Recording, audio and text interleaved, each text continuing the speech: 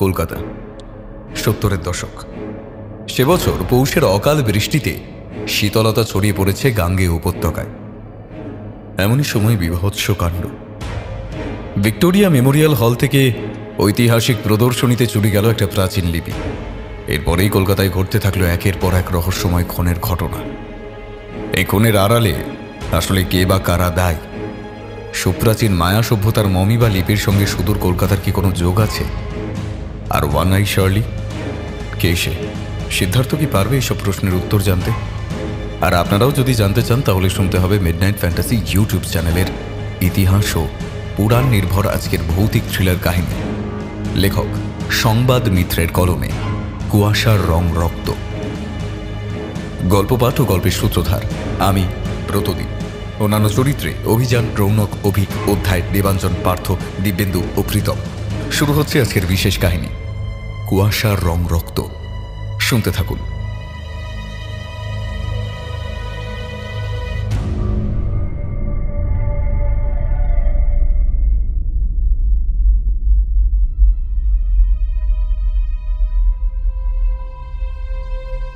কলকাতা, 70-এর দশক।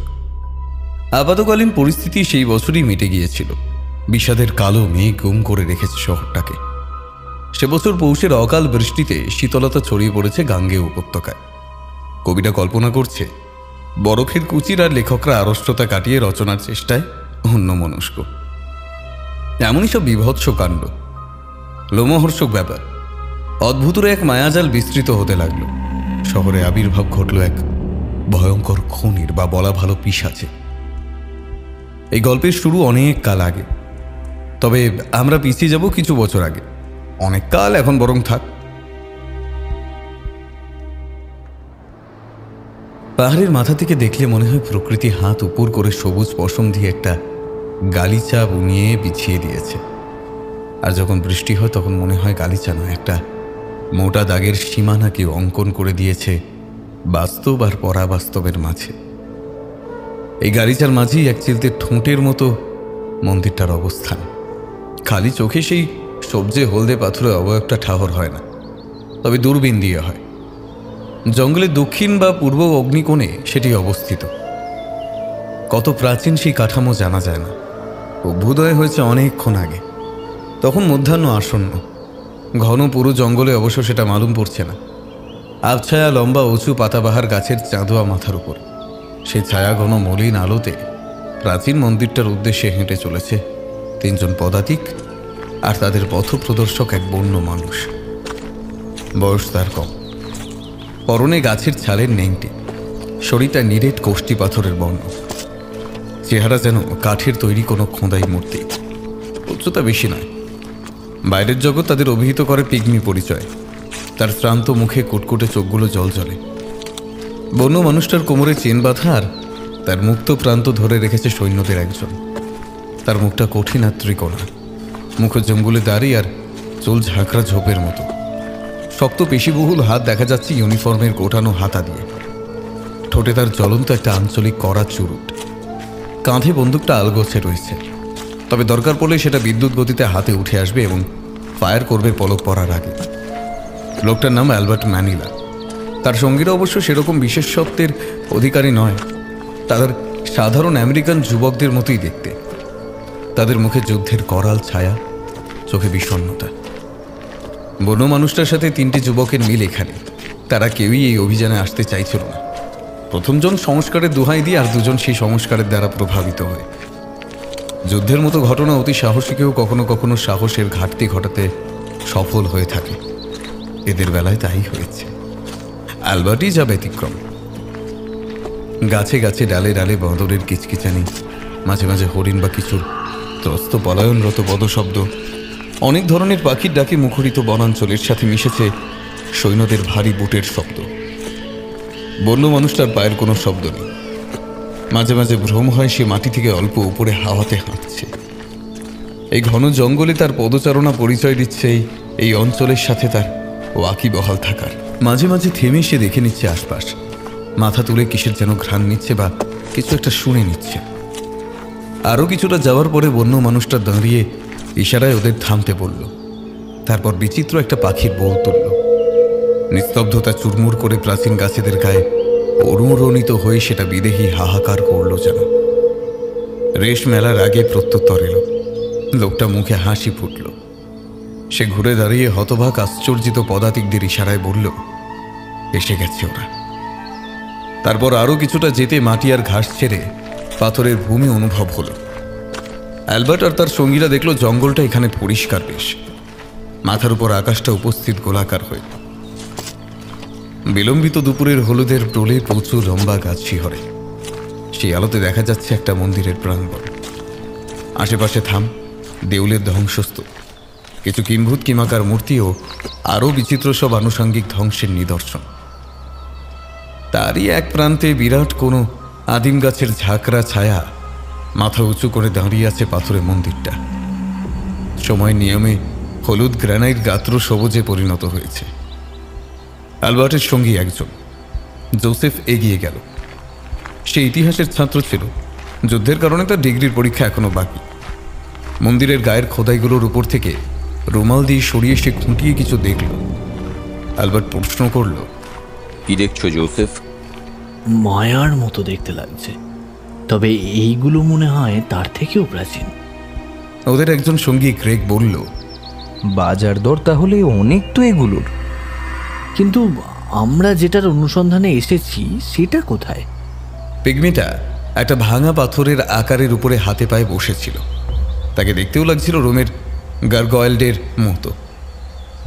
সাহেবদের ভাষা সে না বুঝলেও আন্দাজ করছিল যেন। জোসেফের কথায় যখন সবাই ওর দিকে তাকালো, হেসে উঠল।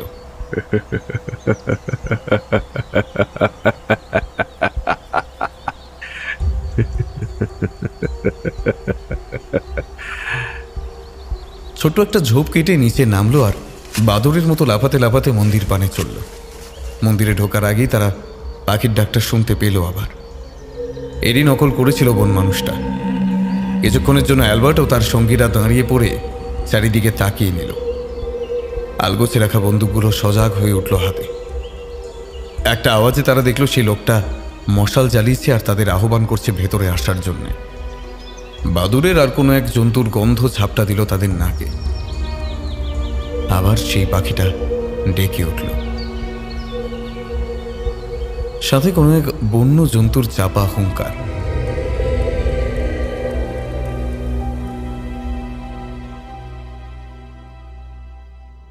সিন্ধু সভ্যতার কফিন। ঝড়ের পরে আকাশ এখানে হলদে হয়ে থাকে বেশ কিছুক্ষণ। এখন অবশ্য পরন্ত দুপুর। কুলিকামিনদের কথাবার্তা আর বেলচা গাইটি ঝপাঝপ শব্দে গুঞ্জরিত হরপ্পা সভ্যতার এই অনালোচিত খনন জমিতে রাখি গারোহী থেকে 4 কিলোমিটার বায়ুকোণ বা উত্তর পশ্চিম কোণে। সে 5 বা 6 মাস পূর্বের কথা। দিল্লির এক ইতিহাসের প্রফেসর সরস্বতী নদীর লুপ্ত হয়ে যাওয়া শাখার খোঁজ করছিলেন। আজকের মতোই এক ঝড়ের পরে তিনি হাঁটছিলেন আপন বনে। কাছেই তার তাঁবু পড়েছিল।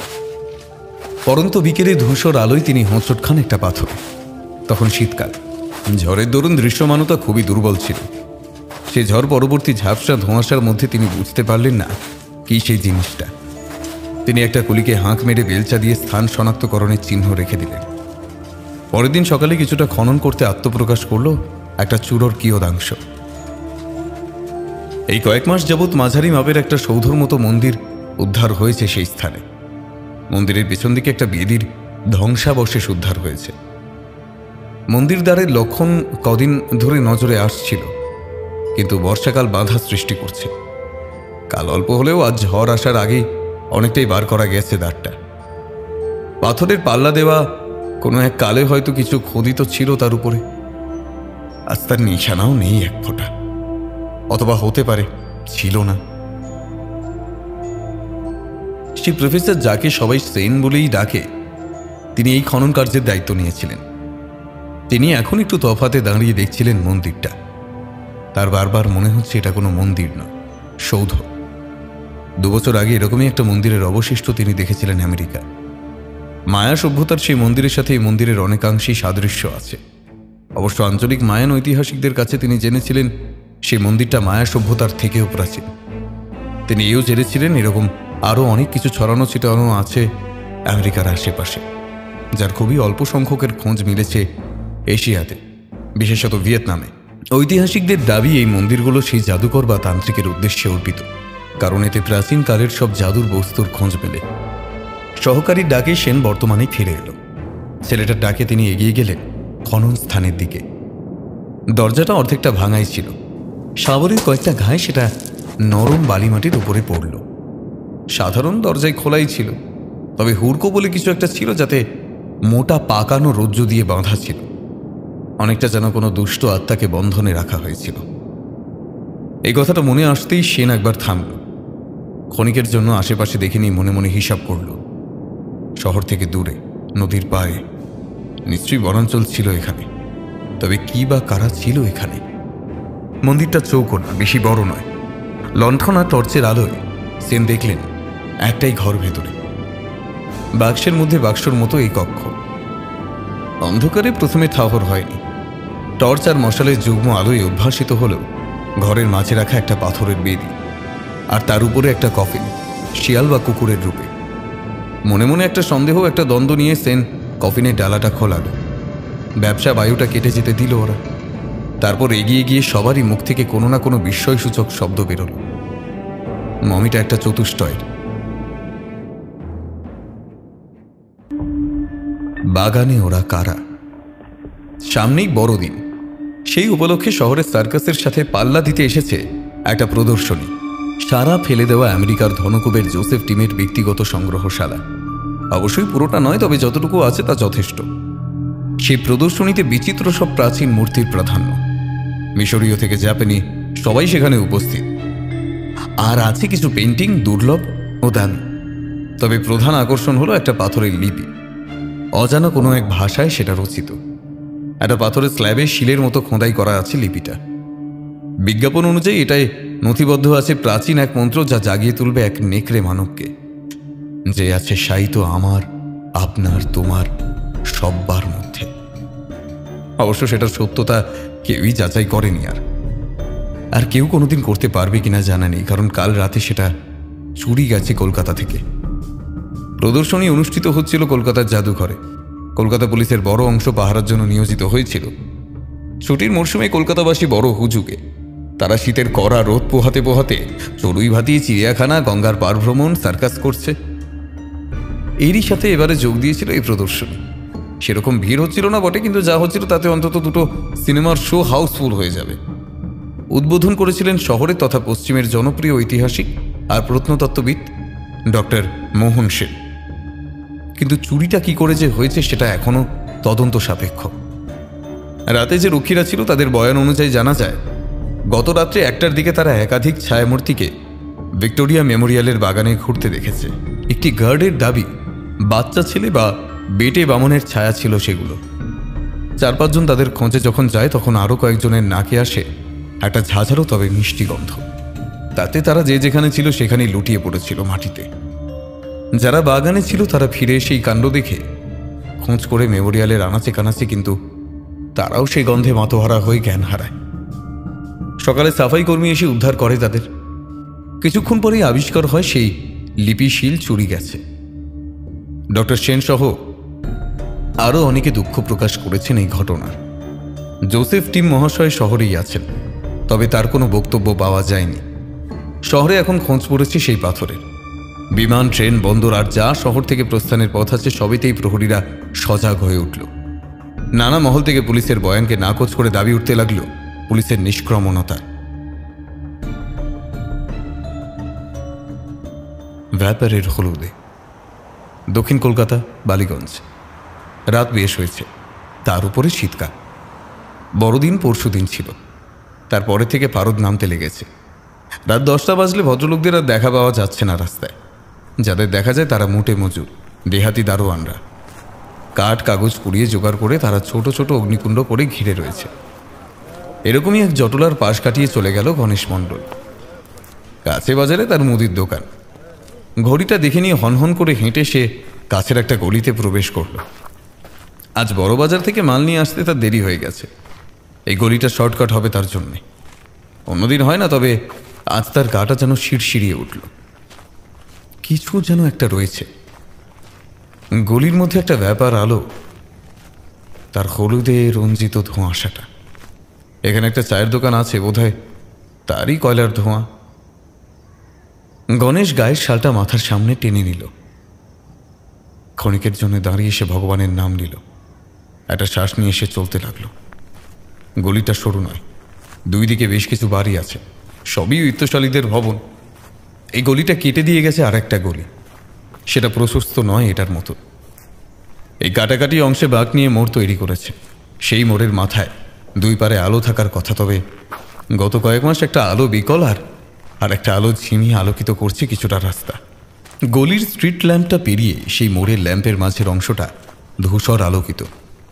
সেই ধূসর অঞ্চলে ঝুপসি হয়ে দাঁড়িয়ে আছে একটা বাড়ি, পরিত্যক্ত, মালিকের খোঁজ নেই।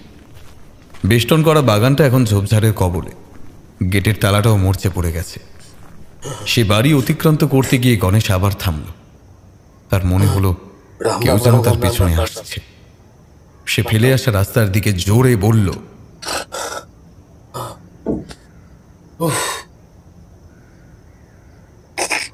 কে কে আছে? কিন্তু কোনো উত্তর পেল না। সে আবার হাঁটতে আরম্ভ করল। এবার একটু বেগ বাড়ালো সে। সাহসী সে নয়, কিন্তু ভীতুও নয়। ভূতের ভয় তার আছে, তবে মারাত্মক রকমের নয়। তবে আজ এই ধূসর ঝিমিয়ে পড়া ভেতরের হলদেটে আলোয় তার বিশ্বাসের চির ধরেছে যেন। সে বেগ বাড়ালেও গতি স্লথ হয়ে আসছে বারে বারে। সেই মোড়ের কাছে সে হাঁপ নেওয়ার জন্য দাঁড়ালো। আর তখনই অন্ধকারের দিক থেকে তার উপর ঝাঁপিয়ে পড়ল কোনো এক জন্তু, নাকি মানুষ। গণেশ মণ্ডল কোনো আওয়াজ করার সুযোগ পেল না। অজানা সেই আততাই প্রথমেই তার কণ্ঠনালী লক্ষ্য করেছিল। শুধু তার মুখ থেকে বেরোনো এক ঝলক রক্ত রঙিন করে দিয়ে গেল ঘিরে থাকা বেড়ে ওঠা ধোঁয়াশাকে।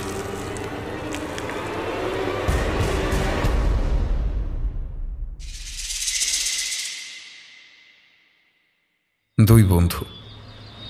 বিবেক কাগজটা শব্দ করে টেবিলের উপর ফেলল, তারপর হাত দুটো জড়ো করে উপরের দিকে টান টান করে আর ভাঙল।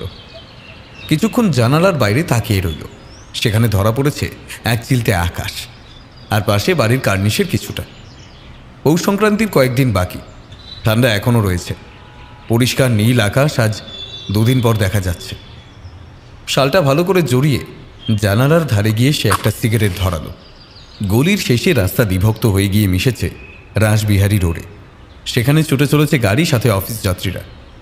শহর নব উদ্যমে জাগ্রত হয়ে উঠছে।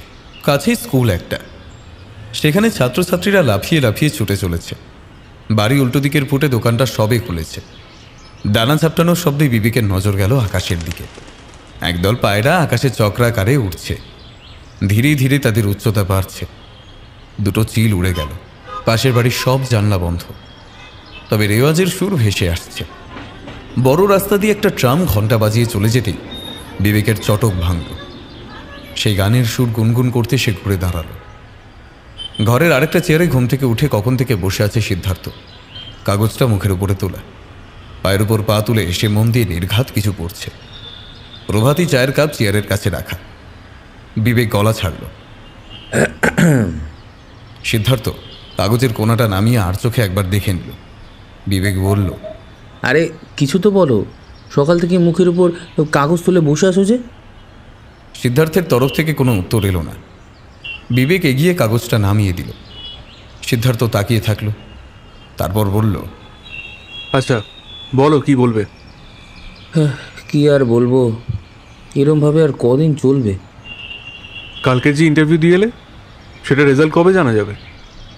ওটা মনে হচ্ছে হবে না। আমরা ছিলাম 50-এর মতো, আর চাকরি পাবে 2 জন। উমেদারি কয়েকজন ছিল। হবে না, হবে না ভাইয়া, ওটা হবে না। সিদ্ধার্থ মাথা নেড়ে বলল, তুমি যে লিখতেও পারো না ঠিক করে, না হলে বলতাম আমার মতোই সাংবাদিকতা করো। না ভাই, পারলে ওই পথে আমি যেতাম না। অন্যের হয়ে লেখা আমার সইবে না। সিদ্ধার্থ উত্তর দেওয়ার আগেই খোলা দরজার বাইরে রামলোচনের স্বর শোনা গেল। আলোচনায় ছেদ পড়ল। নিচে পোস্টম্যান এসেছে। সিদ্ধার্থ শালটা গায়ে জড়াতে জড়াতে চটিটা গতিতে পড়ে সিঁড়ি দিয়ে নামতে লাগলো। বিবেক আবার একটা সিগারেট ধরিয়ে কাগজটা তুলে নিল, যদি কোথাও ভ্যাকেন্সি মেলে। সিদ্ধার্থ ফিরে এলো, মুখে হাসি। সে বলল, মানি অর্ডার বিবেকদা, সাগরদা পাঠিয়েছে। বিবেক বিষণ্ণ মুখে তাকালো। সিদ্ধার্থ টাকাটা গুনতে গুনতে বলল, এই শীতের সকালে মুখটা শ্রাবণের মতো মেঘাচ্ছন্ন করে রেখো না। চলো, নতুন সিনেমা এসছে, ম্যাটিনি দেখব। তার আগে চীনাপাড়ায় খাওয়া দাওয়া সেরে নেব। চলো, ওঠো ওঠো, কাল আবার ভ্যাকেন্সি খুঁজবে। কথা বলতে বলতে সিদ্ধার্থ ঘুরে দাঁড়িয়ে বলল, অজিতদা, তারায় কোথায় চললে? ঘরে ঢুকলো পুলিশ চার্জে সজ্জিত এক সুপুরুষ যুবক। সে বলল, আর তোমাদের মতো কি আর অবসরের সুযোগ আছে? এক মিটতে না মিটতে আর একটা। চুরির মীমাংসা তো হলো না এখনো, তার উপরে আবার এই আততাই। সত্যি, অবসর কোথায়? কিন্তু কিছুই কি সূত্র পাওয়া যাচ্ছে না? তদন্ত সাপেক্ষ এখন সবাই, তাই ওই কাগজে যা রয়েছে তাই না হয় জানো। সিদ্ধার্থ আর কিচ্ছু বলল না, শুধু মাথা নাড়ল অল্প। অজিত যেতেই সিদ্ধার্থ একটা সিগারেট ধরালো, বলল, বিবেকদা, তোমার কি মনে হয় মোটিভ কি হতে পারে? আমাকেই পেলে? বলোই না শুনি। বিবেক একটু ভেবে নিল, তারপর গলায় গাম্ভীর্য এনে বলল, আমার তো মনে হচ্ছে কোনো পুলিশই এটা করছে। গত কয়েক বছর কিছু পুলিশ যেভাবে খুনোখুনি করছিল শুধু অনুমানের ভিত্তিতে, আমার মনে হয় এরকম কারোর রক্তের নেশা লেগে গেছে। সিদ্ধার্থ পিঠ চাপড়ে দিয়ে বলল, বাহ, বেশ ভেবেছ, কিন্তু এটা বড্ড পশ্চিমী ধারণা হয়ে গেল। আমাদের এখানে এইসব সম্ভাবনা না, হতেও পারে আবার নাও। অবশ্য লক্ষণীয়, সেই লিপির শিলটা চুরির পরেই এসবের আরম্ভ। তো তুমি বলতে চাও লিপি নিয়ে যে গল্পটা ছড়িয়ে আছে সেটা বাস্তবিক সত্যি? সবই তো অনুমেয় ব্যাপার। আমাদের তো এই খবরের কাগজের উপর নির্ভর করতে হবে। বিবেক বুঝল সিদ্ধার্থ অজিতের কথায় আহত হয়েছে। সে বলল, বেলা বয়ে যায়, রামলোচনকে গরম জল দিতে বলি। নাও নাও, চলো, ওঠো ওঠো।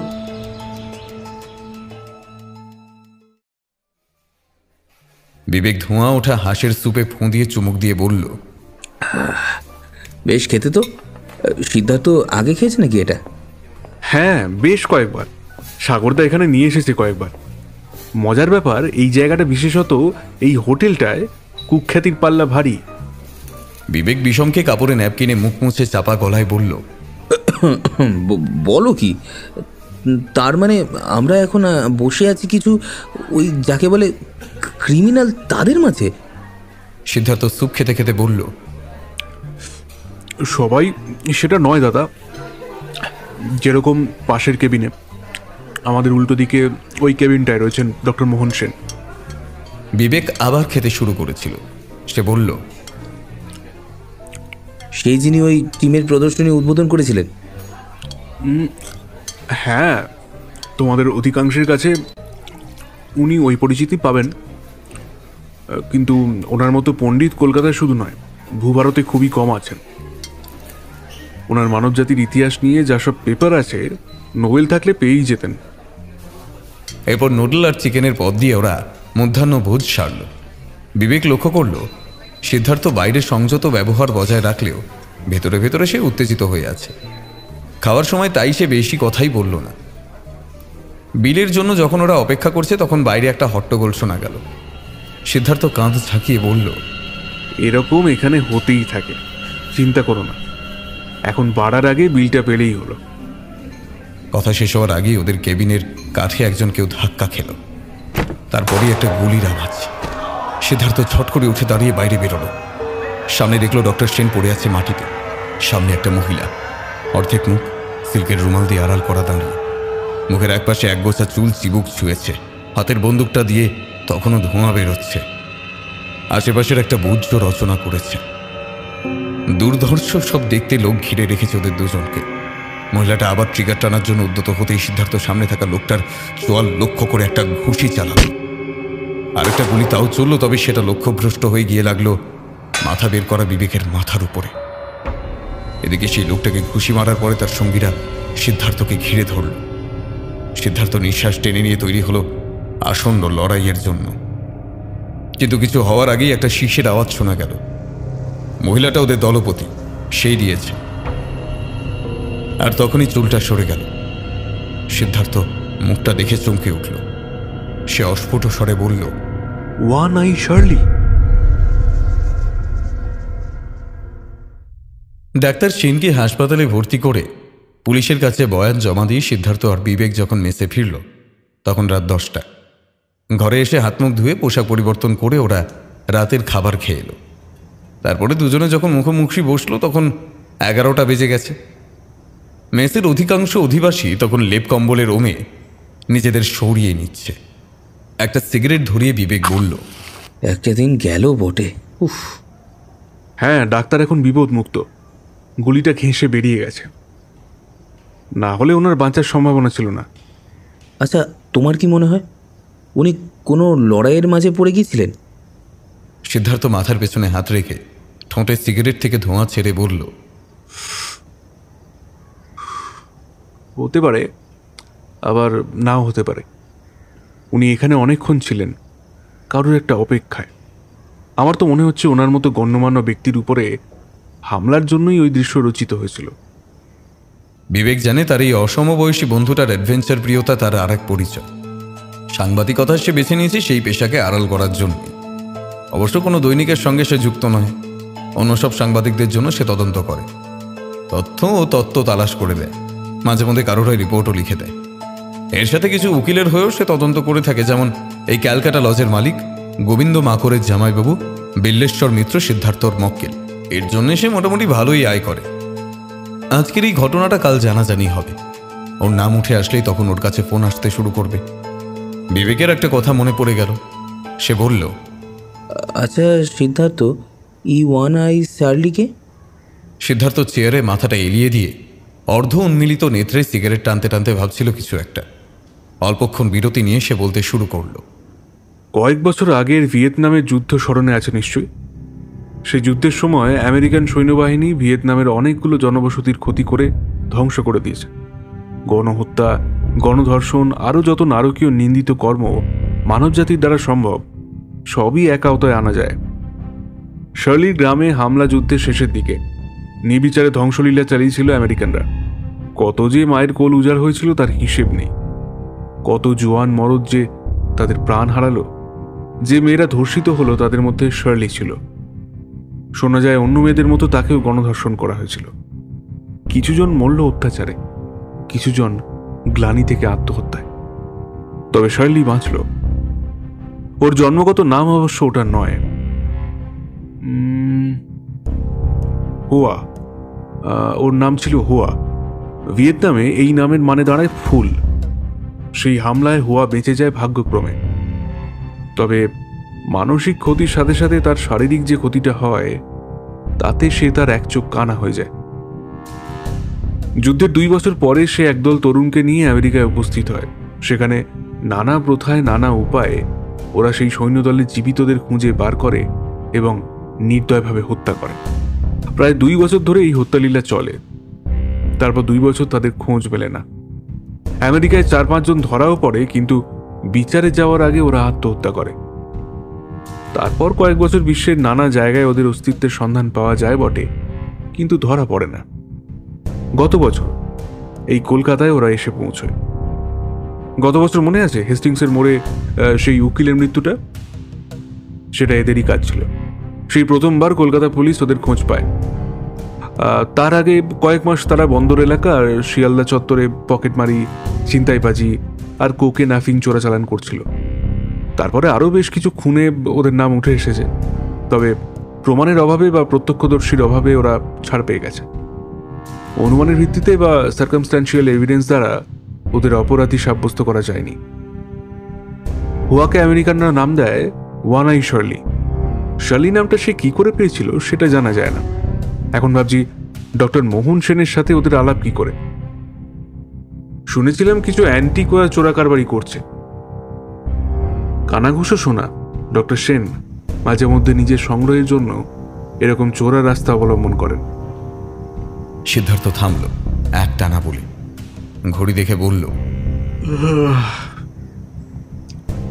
যাক, 12টা বাজতে যায়, অনেক রাত হলো, শুয়ে পড়ি চল। বিবেককে কিছু বলতে না দিয়ে সিদ্ধার্থ উঠে পড়ল।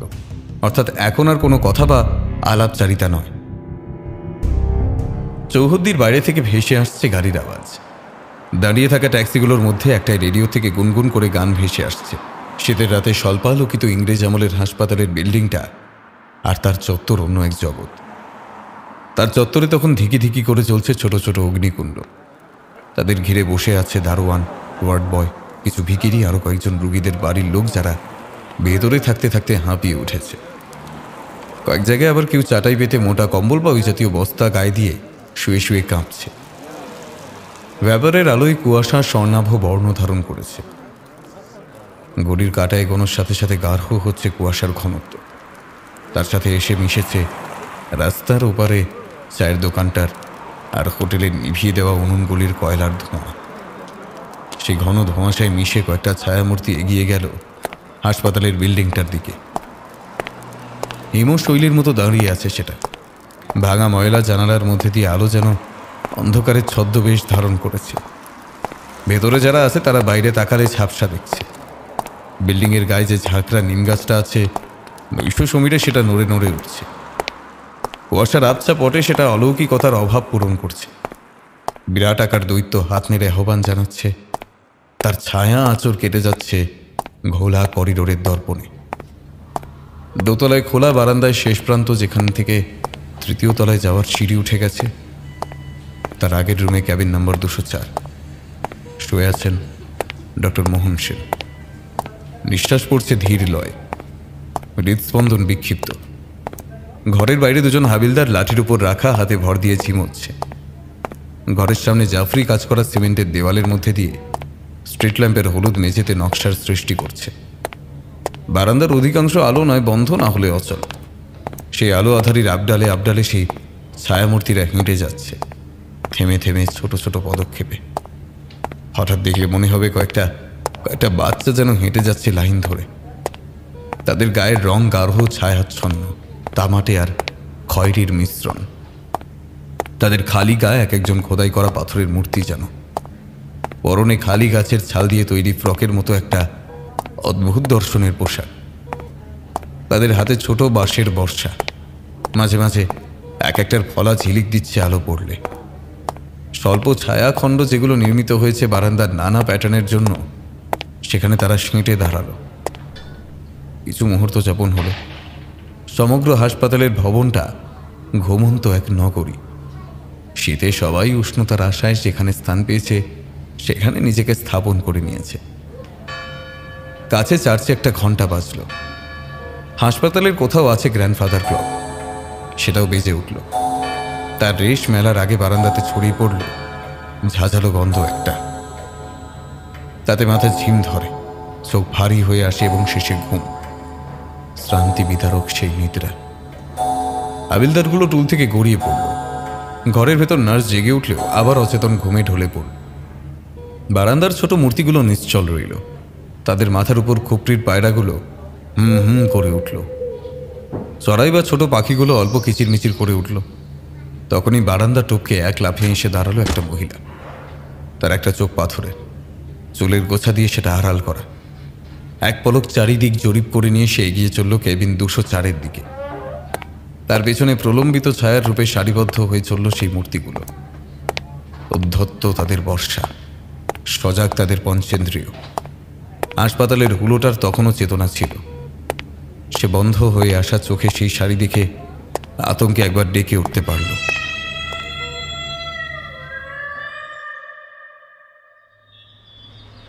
ঘরে ঢুকে দৈনিক সংবাদের স্টার রিপোর্টার সাগর হোম শব্দ করেই চেয়ারে বসে পড়লেন।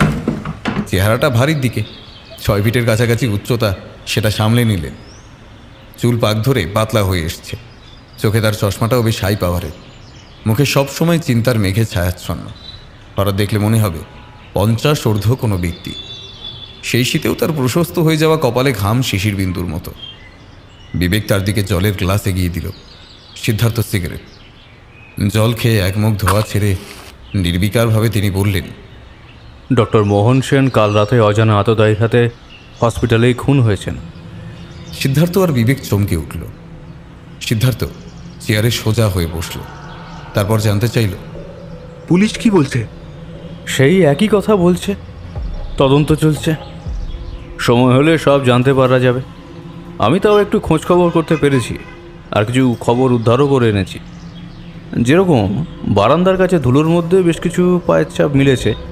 আশ্চর্যের ব্যাপার, সেগুলো বেঁটে বামন গোত্রের মানুষের মালুম হয়। সাথে সেই মিউজিয়ামের মতো সুন্দর গন্ধে ফিদা হয়ে রক্ষিতের জ্ঞান হারানো। সিদ্ধার্থ একটু চুপ করে থেকে বলল, আচ্ছা সাগরদা, ওই ওয়ানাই শার্লির আজকালের তত্ত্ব তলাশ কিছু জানেন? না, মাঝে মাঝে বিক্ষিপ্ত কিছু ঘটনায় ওদের যোগ পাওয়া যায়, তবে সে দিলসান উকিলের খুনের পর ওরা সেইভাবে কোনো খুনোখুনি করেনি বা কোনো রক্তপাতের কাণ্ডে ওদের নাম উঠে আসেনি। সিদ্ধার্থ আবার একটু বিরতি নিল। ভাবতে ভাবতে সে বলল, হাসপাতালের খুনটায় শার্লির যোগ আছে, আর সন্ধ্যাতে বা রাতে যে পিশাচ লোকেদের বুক চিরে ফালা করছে ও রক্তপান করছে, তার সঙ্গেও এদের একটা কিছু যোগ আছে। সাগর চোখটা সরু করে বলল, তুমি কি শিওর? প্রথমটা নিয়ে হ্যাঁ, শুধু শুধু ওই বাচ্চাদের পদচিহ্ন বা বেটে বামনের আবির্ভাবটা কেমন যেন খাপ ছাড়া। দ্বিতীয়টা নিয়ে আমি নিশ্চিত নই, তবে তবে খোঁজ করতে হবে। সাগরের চোখে ঝিলিক দেখা গেল। সে বলল, লেগে পড়ো, আমি তোমাকে অ্যাপয়েন্ট করলাম। পুলিশের পেটে তো বোমা মেরে কিছুই উদ্ধার করা যাবে না। আমি আবার ওই অন্যদের মতো বানিয়ে গল্প লিখতে পারবো না। আমার ফ্যাক্ট চাই, ফ্যাক্ট।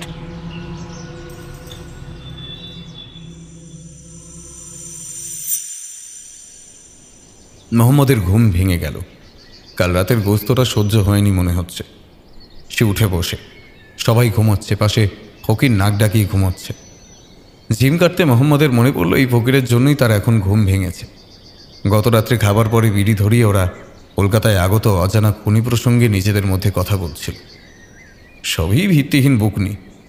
ফকির হঠাৎ বলে উঠল, এসব খুন খারাপই আসলে মানুষ নয়, পিশাচ সিদ্ধ কোনো আদমির কাম আছে। সবাই আপত্তি করাতে সে শুনিয়েছিল তাদের গ্রামে এরকম একটা ব্যাপার, যদিও সেটা ঠাকুরদার বাপের আমলের। তার নাম ছিল গোবিন্দলাল। সেবার ওদের গ্রামে এরকমভাবে কে যেন লোক মারছিল, তার রক্ত খেয়ে নিচ্ছিল। গোবিন্দলাল একবার সেই পিশাচের সামনে পড়ে গেছিল রাতের বেলা, শহর থেকে গ্রামে ফেরার পথে। তারপর তার কথার ভিত্তিতে অনুসন্ধানে গ্রামের শ্মশানে একটা তান্ত্রিকের খোঁজ মিলে, যে ইচ্ছাধারী নেকড়ে ছিল, আর প্রায় রাতে নেকড়ে রূপে পরিবর্তিত হয়ে সে গ্রামে হামলা চালাতো। তবে সেই তান্ত্রিককে কোনোদিনও ধরা যায়নি। ভোরের বেলা মোহাম্মদ গল্পটা এরকমভাবে সংক্ষিপ্ত আকারে মনে করল। পেটটা আবার মোচড় দিয়ে উঠল। সে বালিশের তলা থেকে বিড়ি বার করল, সাথে দেশলাই। সিঁড়ির মুখে নিভু নিভু লণ্ঠনটার শিখা উস্কে নিয়ে সে নির্মীয়মান বিল্ডিংটার সিঁড়ি দিয়ে সাবধানে নামতে লাগল। মোহাম্মদ ফকির আরও কিছুজন রাজমিস্ত্রি নগেনের দলের। তারা এখন দক্ষিণ কলকাতার এক ভবন নির্মাণে যুক্ত। আলো এখনো ফোটেনি, কুয়াশাও বড়ই গাঢ় আজ। সিঁড়ির বাঁকে দাঁড়িয়ে মোহাম্মদের গাটা শিউরে উঠল একবারের জন্য। সে পেটের মোচড় চেপে আল্লাহর নাম নিল। তারপর হাতের লণ্ঠনটা চারিদিকে একবার দেখে নিল। তারপর দ্রুত পায়ে সে ভবনের পেছনের দিকে নির্মিত অস্থায়ী শৌচাগারের উদ্দেশ্যে যেতে লাগল। কিছুটা যেতে একটা ঝাঁকড়া আম গাছ পড়ে। সেখানে হঠাৎ একটা ছায়ামূর্তি দেখে ওর পা কেঁপে উঠল। সে লণ্ঠনের আলোটা একটু বাড়িয়ে নিয়ে গলা তুলে বলল, কে কে? প্রত্যুত্তরে একটা চাপা গর্জন শোনা গেল। মোহাম্মদ দুপা পিছিয়ে গেল। তার হঠাৎ মনে হলো অস্বাভাবিক নিস্তব্ধতাটা ছড়িয়ে আছে চারিপাশে। কেমন যেন অলৌকিকতার রেশ বিস্তার করছে জমে ওঠা বাষ্পতে। সে পালাতে চায়, কিন্তু পালাতে পারছে না। কোনো এক অমুক টানে তার পা যেন মাটিতে স্থাপন হয়ে গেছে। ওর হাত থেকে লণ্ঠন পড়ে কাজটা ভেঙে গেল, আর শিখার আগুনটা ঘাসে লেগে ধোঁয়ার সুতোর সৃষ্টি করে। বিস্ফারিত চোখে মোহাম্মদ দেখল কুয়াশা ভেদ করে একটা চারপে জন্তু ধীর গতিতে এগিয়ে আসছে। একটু থেমে সেই প্রাণীটা উঠে দাঁড়ালো তার পিছনের পায়ে ভর দিয়ে। প্রাণীটা চাপা গর্জন করছে। তার চোখ সেই ধোঁয়াশার মধ্যে জ্বলছে যেন জ্বলন্ত কয়লার মতো। প্রাণীটা এবার থামল, চারিদিকে তাকালো। তারপর কিছু বুঝে ওঠার আগে সেটা ঝাঁপিয়ে পড়ল মোহাম্মদের ওপরে। তার দেহ তখন চেতনা লোপ পেয়ে ধীরে ধীরে মাটিতে লুটিয়ে পড়ছিল।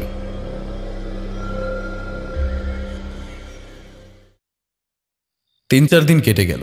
সিদ্ধার্থ সকাল 10টায় বেরোয়, ফিরতে ফিরতে সন্ধ্যা হয়ে যায়। বিবেকও আরও একটা জায়গায় ইন্টারভিউ দিল। এই কয়েকদিন দুজনে কথা হয়নি। সিদ্ধার্থ বেশিরভাগ সময় মুখ গুম করে বসে থাকে, না হলে খাতায় সবসময় কিসব যেন লিখেই যায়। সাগরদা মাঝে একদিন এসেছিলেন। পুলিশের কাছ থেকে কোনো খবর বার করতে পারছেন না, সেই নিয়ে রীতিমতো বিরক্ত হয়ে আছেন তিনি। এর মধ্যে শহরে আর একটা খুন হয়ে গেছে, কাছে কালীঘাটে নির্মীয়মান এক ভবনে। তার প্রধান মিস্ত্রি মোহাম্মদ হক ভোরে শৌচালয়ে যাওয়ার পথে সেই আততায়ীর হাতে মারা পড়েছে। অত ভোরে স্বাভাবিকভাবেই কোনো প্রত্যক্ষদর্শী নেই, আর কোনো সূত্র নেই। সেদিন সন্ধ্যাবেলা সিদ্ধার্থ চেয়ারটা টেনে জানালার কাছে অন্ধকারেই বসেছিল। পাড়া পুরো অন্ধকার, লোডশেডিং। বিবেক এক আত্মীয়ের বাড়ি গেছিল চাকরির সন্ধানে। সে খোলা দরজা পেরিয়ে ঘরে ঢুকে থমকে দাঁড়ালো। তারপর নিকোটিনের গন্ধ পেয়ে সে নিশ্চিত হলো। বিবেক আর একটা চেয়ার টেনে সিদ্ধার্থের পাশে এসে বসল। আকাশে পূর্ণিমার চাঁদ রূপালি হলদে, তারাও মিটমিট করছে। রাস্তা দিয়ে গাড়ির আওয়াজ কমই আসছে, মাঝে মাঝে ট্রামের ঘন্টা শোনা যাচ্ছে। ঠান্ডা কমে এসছে সন্ধ্যার হাওয়াতে, তাই শীতের কামড় প্রখর নয়। দুই বন্ধু নিঃশব্দে সিগারেট টানতে লাগলো। মোমবাতির নরম আভা বিদায়ী শীতের বাতাসে দুই বন্ধুর ছায়া কেঁপে কেঁপে উঠতে লাগলো মাঝে মাঝে। বিবেক জানে সিদ্ধার্থ কথা বলবে, তবে সময় নিয়ে গুছিয়ে বলার জন্য। দরজায় কড়া নাড়া শোনা গেল।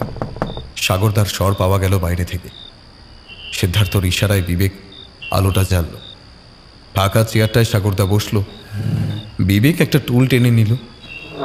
সিদ্ধার্থ কিছুক্ষণ আলোর শিখার দিকে তাকিয়ে থেকে একটু সময় নিয়ে বলতে আরম্ভ করল।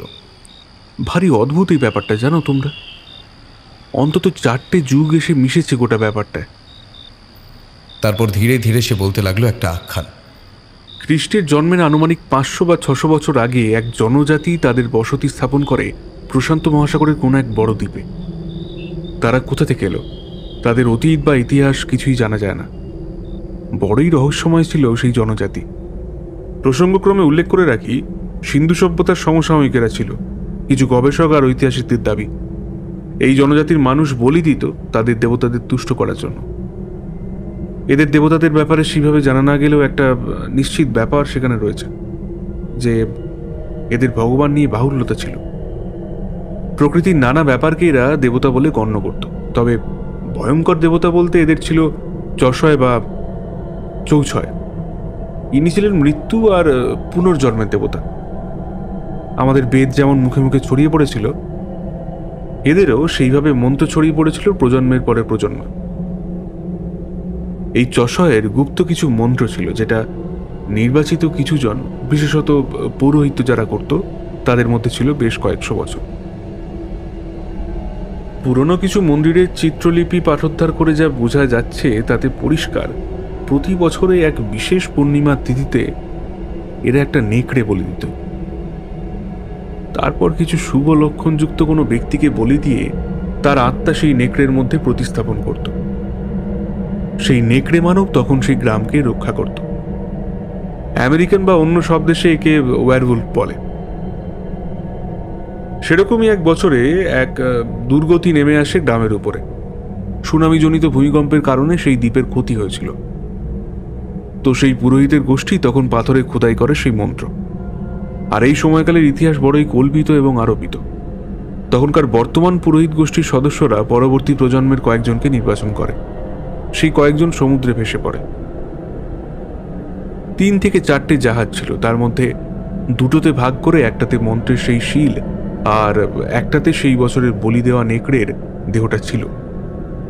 হ্যাঁ, তারা মমি করতে জানতো, তবে মিশরীয়দের মতো অতটা পারফেক্ট ছিল না ওদের পদ্ধতি।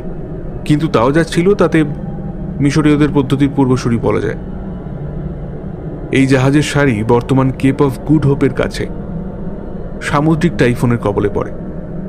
একটা বা দুটো জাহাজ ডুবে যায়। সেই দুটো জাহাজ একে অপরের থেকে বিচ্ছিন্ন হয়ে যায়। একদল পৌঁছয় সরস্বতী নদীর তীরে, আর একটা দল পৌঁছয় দক্ষিণ পূর্ব এশিয়া, অর্থাৎ আজকের ভিয়েতনামে। সিন্ধু সভ্যতার তখন পড়ন্ত বেলা। নদীর তীরে একটা জঙ্গলের মধ্যে পোড়া মাটির ইট দিয়ে তারা মন্দির তৈরি করে। সেই ইঁটে তারা খোদিত করে যায় তাদের জনজাতির কথা, তাদের বিচিত্র রীতির কথা। তবে তারা আত্মা প্রতিস্থাপন করতে পেরেছিল কিনা সেটা জানা যায় না। এদের কাছে ছিল সেই মমি। এই জনজাতির সাথে সিন্ধু সভ্যতার কেমন সম্পর্ক গড়ে উঠেছিল সেটাও জানা যায় না। আর একটা জাহাজ, যেটাই ছিল মন্ত্রের লিপিটা, তারা গিয়ে নিজেদের বসতি স্থাপন করে পর্বতমালা দিয়ে আড়াল করা জঙ্গল ঘেরা বর্তমানের ভিয়েতনামে, যেটা তখনকার দিনে যতদূর সম্ভব নাম ছিল আম্মান। তারাও পাহাড়ের পাথর দিয়ে একটা মন্দির মতো তৈরি করে সেই লিপি স্থাপন করে। মন্দিরের দেওয়ালে তারাও তাদের কথা, তাদের রীতির কথা খোদাই করে রেখে গেছিল। শতাব্দী ঘুরতে লাগলো, এই জনজাতির শাখা প্রশাখা বিস্তৃত হতে লাগলো। মন্ত্র আর নেকড়ে মানব জনশ্রুতিতে পরিণত হলো। সিন্ধু সভ্যতার মন্দিরটা অজ্ঞাত কারণে মাটির তলায় চাপা পড়ল। আর নামের সেই মন্দিরটা ভগ্নস্তূপে পরিণত হলো। কিন্তু তাকে ঘিরে সেই ক্ষুদ্র জনজাতি রয়ে গেল আদিম বন মানুষে আখ্যায়িত হয়ে। এদের কথা ইতিহাসের ঘূর্ণিপাকে আড়াল হয়ে গেছিল। কয়েক হাজার বছর পরে ভিয়েতনাম যুদ্ধের সময় সেই মন্দিরের কাছে পৌঁছয় একদল আমেরিকান সৈন্য। সেই দলের নেতা ছিলেন অ্যালবার্ট ম্যানিলা। সে তার অনুগত 4 জন পদাতিক আর একটা আদিবাসী নিয়ে সেই মন্দিরে যায়। এই 4 জনের মধ্যে ছিল জোসেফ টিম। তারা মন্দিরে পৌঁছেছিল এই অবধি জানা যায়। তারপর কি যে হয়েছিল সেটা আর জানা যায় না। 5 জন সৈন্যের মধ্যে জীবিত হয়ে ফেরে জোসেফ টিম, সাথে সেই আদিবাসী লোকটা। এরা দুজন জানে সেদিন কি হয়েছিল মন্দিরে। আর একটা ব্যাপার হলো, এই গ্রামটা থেকে হুয়া অর্থাৎ ওয়ান আই শার্লি এসেছে। সেও হয়তো জানে কি ঘটেছিল সেদিন মন্দিরে। এই ঘটনার 1 বছরের মাথাতে ডক্টর মোহন সেন সিন্ধু সভ্যতার নদীর গতিপথের খোঁজের সময় আকস্মিকভাবে খোঁজ পান সেই মন্দিরে। সেই মন্দিরের মধ্যে তিনি সন্ধান পান সেই নেকড়ের মমিটার। ভারত সরকার এই খবরটি এখনো জনসমক্ষে আনেননি। সামনের বছরে হয়তো আনতো, খোঁজ খবর যা জানতে পেরেছি।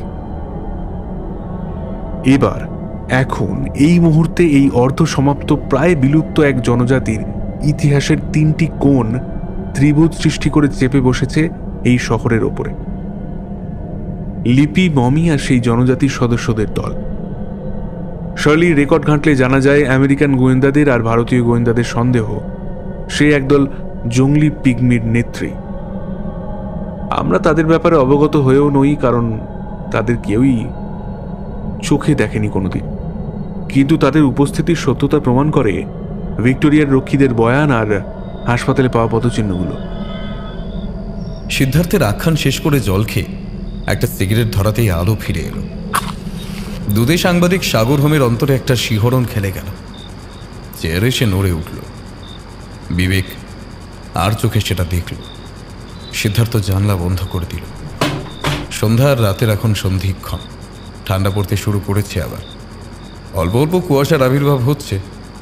সাগর বলল, পশ্চিমী জনশ্রুতি অনুযায়ী তো এই ওয়্যারউলফকে পূর্ণিমার রাতে দেখতে পাওয়া যায়। এখানে আজকে পূর্ণিমা। এই কয়েকদিন তাহলে কি করে সম্ভব হলো?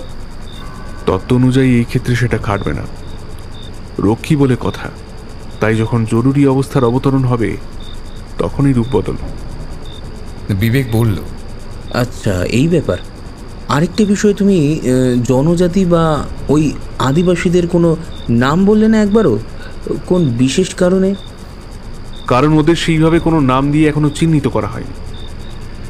সাগর একটা সিগারেট ধরিয়ে বলল, আচ্ছা, এই খবরটা কাগজে ছাপলে বিশ্বাস করবে কেউ? সিদ্ধার্থ খাটের পাশে টেবিল থেকে একতারা কাগজ এনে ওর হাতে দিয়ে বলল, এই যে এখানে সবই লেখা আছে। বিশ্বাস করা আর না করা অত্যন্ত ব্যক্তিগত ব্যাপার। এটা তোমার থেকে ভালো আর কে জ্ঞাত। আচ্ছা সাগরদা, এই জোসেফ টিমের সাথে কথা বললে হয় না?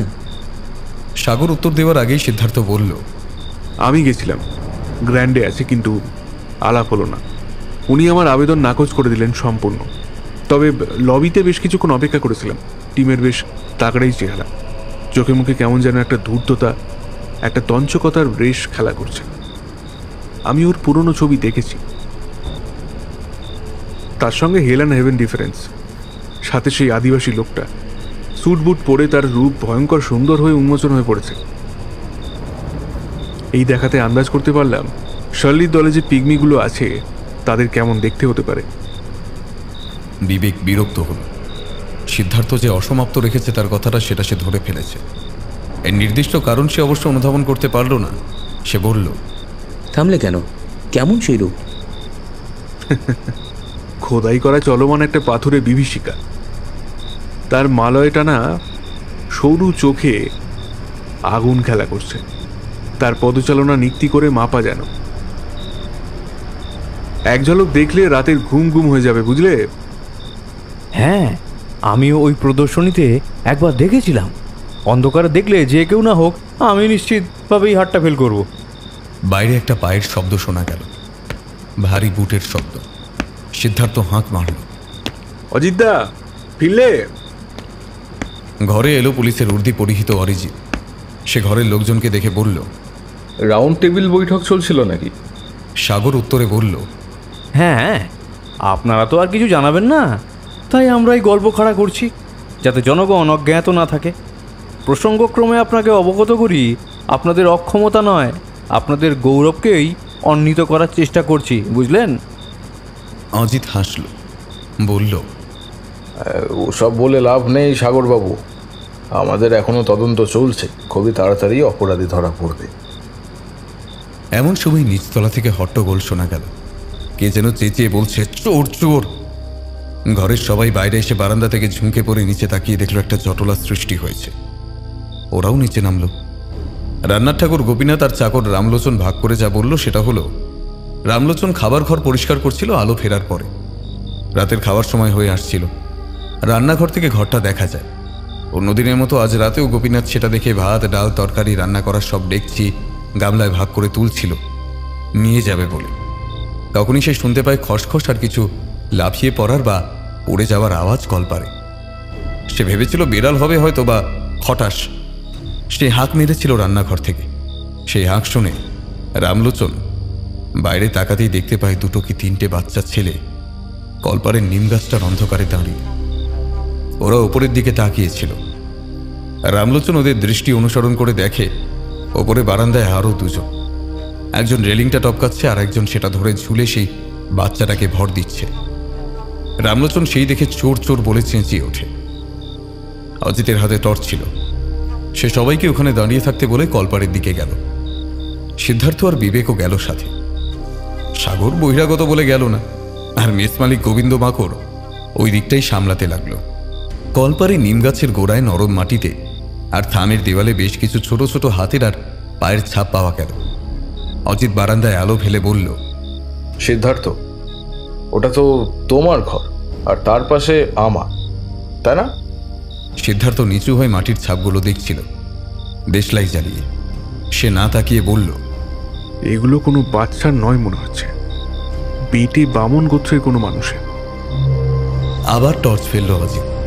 তারপর সিদ্ধার্থের পাশে বসে আলোটা আরেকটু ঝুঁকিয়ে বলে মাথাটা নাড়ল। তারপর উঠে দাঁড়িয়ে বলল, থানায় কাল সকালে একটা রিপোর্ট করে রাখবো। আজকাল এই পাড়ায় চোরের উপদ্রব রয়েছে, লোডশেডিংয়ের সাথে একেবারে পাল্লা দিয়ে। সিদ্ধার্থ আর বিবেকের জন্য তখনও চমকের অন্ত হয়নি অবশ্য। ঘরে ফিরে এসে সাগর রিস্টওয়াচের সময় দেখে বলল, এবার আমাকে উঠতে হবে, রাত বেশ হলো। আচ্ছা, তোমার ওই রিপোর্টটা কোথায় সিদ্ধার্থ? এখানেই তো রাখা। না, টেবিলের উপর তার নির্দিষ্ট জায়গায় সে ফুলস্ক্যাপ কাগজের তারাটা নেই। তার জায়গায় আছে শূন্যতার ছোট হাতের 3টে আঙুলের মাটির ছাপ।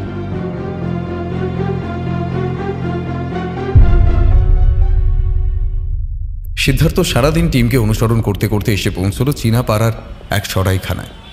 সেখানে কিছু খেয়ে অল্পক্ষণ অপেক্ষা করল। তারপর বিকেলের কাছে সে কাছেরই একটা মেসে গিয়ে ঢুকল। এইসব সময় সাথে সেই আদিবাসীটা তার মালিকের সঙ্গ ছাড়ল না। সর্বদাই সে যেন সজাগ। বেশি মাথা সে ঘোরাচ্ছে না, তবে তার নজর সর্বদাই ঘুরছে মাথাটা এক জায়গায় রেখে। কয়েকবার সিদ্ধার্থ তার কাছে ধরা পড়েও গেল, কিন্তু আশ্চর্যভাবে ওরা কিছুই করল না। মাঝে মাঝে একবার সিদ্ধার্থের মনে হলো এরা কোনো এক মুহূর্তের অপেক্ষায় আছে। সন্ধ্যার সময় পাড়াটা জেগে উঠল যেন। আর এদের কোনো এক পরব আছে। সাজো সাজো রব, যেটা দুপুর থেকে স্তিমিত ধিমে আছে প্রজ্বলিত ছিল, সেটাই সন্ধ্যা নামতেই জল জল করে উঠল। ঘরে ফিরে আসা চীনা শ্রমিকরা লম্বা কাঠি আর কাগজের লণ্ঠন নিয়ে বেরিয়ে পড়ল। এই পারের বাড়ি থেকে ওই পারের বাড়ির বারান্দায় খুঁটিতে তারা লণ্ঠন ধর্মীয় মন্ত্র লেখা তুলোর মতো কাগজের লম্বা লম্বা উত্তরীয় ঝোলাতে লাগল। সিদ্ধার্থ রাস্তার ধারে একটা চায়ের দোকানে চা খেতে খেতে এই সবই দেখছিল। তার অবশ্য নজর সেই মেসের দিকেই রইল। একটা সময়ে সিদ্ধার্থের কেমন যেন ঝিমঝিম ধরতে লাগলো। সে কাঠের বেঞ্চিতে ঢলে পড়তে লাগলো। সে বুঝল কোনো নেশার দ্রব্য তার শেষ চায়ের কাপে মেশানো হয়েছিল, কিন্তু কে মেশাবে? ওরা তো এখনো বেরোয়নি। ঝাপসা চোখে সে দেখল দোকানের কোনো কিছু বাচ্চা ছেলে। সে মাথা নেড়ে চোখ রোগড়ে কিছু বুঝল বাচ্চা ছেলে নয়, পেগিনি, শার্লির আজ্ঞাবাহক সহচরের দলটা। শেষবারের মতো সে বিফল চেষ্টায় লড়াই করে উঠে দাঁড়াতে গেল।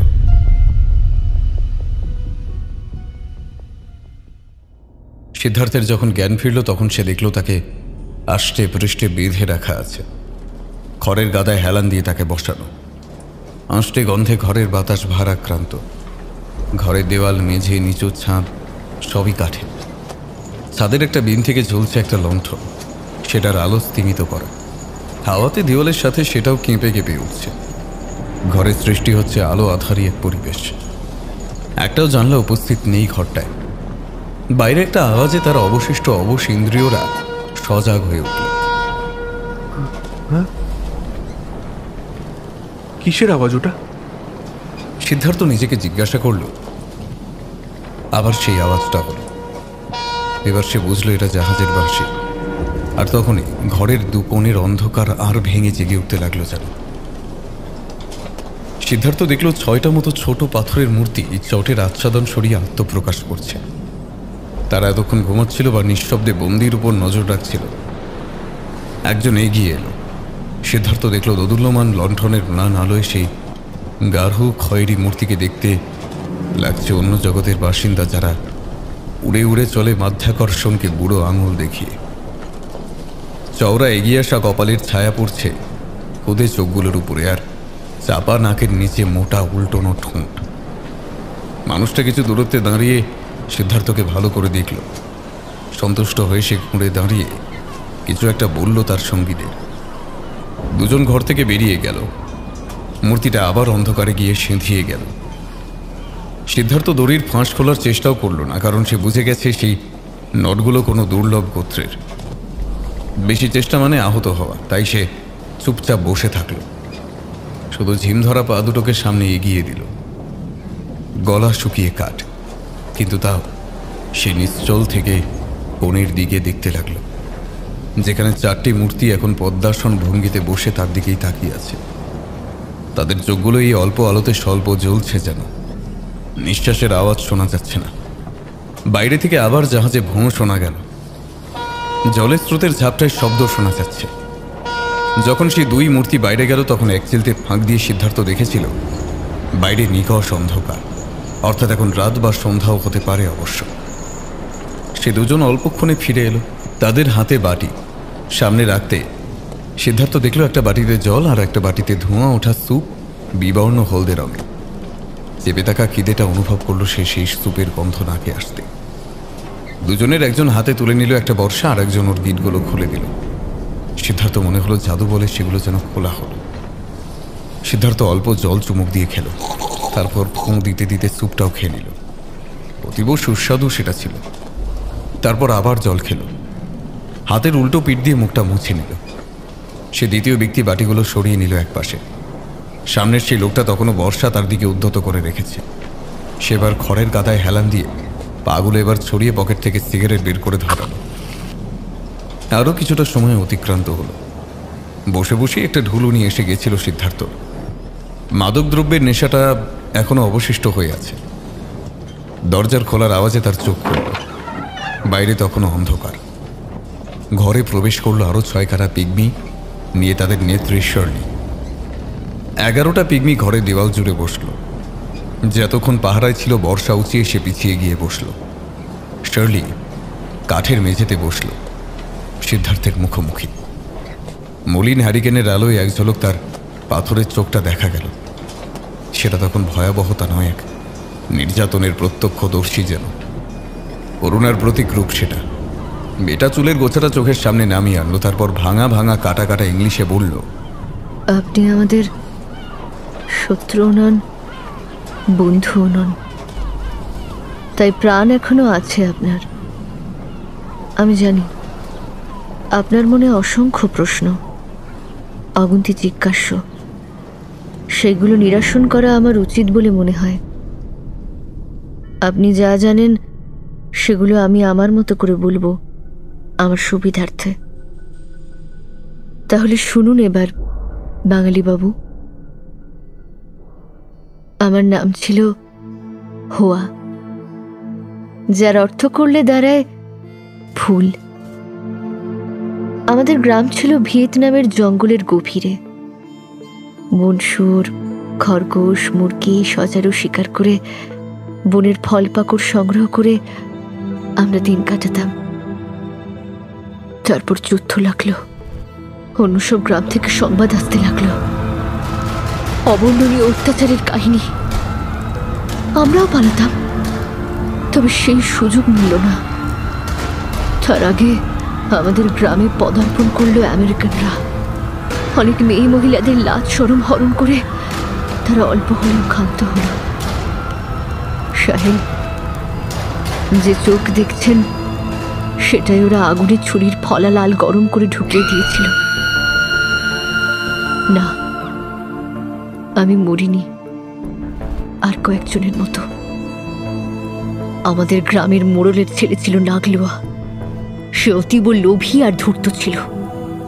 সে জানত বিদেশিদের কাছে আমাদের ইতিহাস খুবই লোভনীয় ঠাউর হবে, তাই সে আমাদের সেই ইতিহাস ওদের হাতে তুলে দিল। তবে ওই যে বললাম, ধূর্ততার সাথে লোভ মিশেছিল।